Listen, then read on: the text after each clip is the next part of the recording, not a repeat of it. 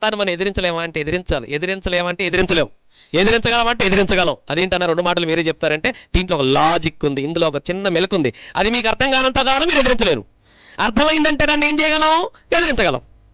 సాతాను ఎదిరించాలంటే బైబిల్ చెప్పినటువంటి ఒక సూత్రం తెలియాలి. సాతాను చేత ఓడిపోవాలి, సాతానుకు లోబడిపోవాలంటే ఆ సూత్రం తెలియనంత కాలం మనం సాతాను చేత ఓడిపోతూనే ఉంటాం. సాతాను మనల్ని ప్రేరేపిస్తూనే ఉంటుంది, సాతాను మనల్ని లోపరుచుకుంటూనే ఉంటుంది. ఏంటది? బైబిల్ ఏం చెప్పింది లాజిక్? మీరు ఏమి యుద్ధాలు చేయవలసిన అవసరం లేదు దాని మీద ఫైటింగ్ మీరు దిగారా, మీరు అసలు గెలవరు కూడా. ఏం చేయాలి మరి? ఏం చేయాలి? ఇక్కడే ఉంచండి, మళ్ళీ ఇక్కడికి వచ్చేద్దాం. ఓకేనా? యాకోబు పత్రికలో చెప్తున్నాడు దేవుడు, 4వ అధ్యాయము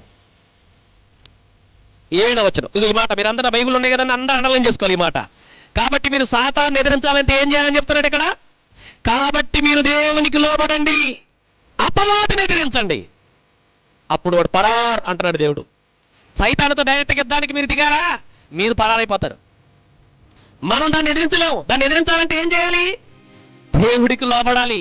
మనం దేవుడికి ఎప్పుడైతే ఒబే అవుతామో, దేవుడికి ఎప్పుడైతే లోబడతామో, అప్పుడు సాతాను మన దగ్గర నుంచి ఏమైపోతాడు?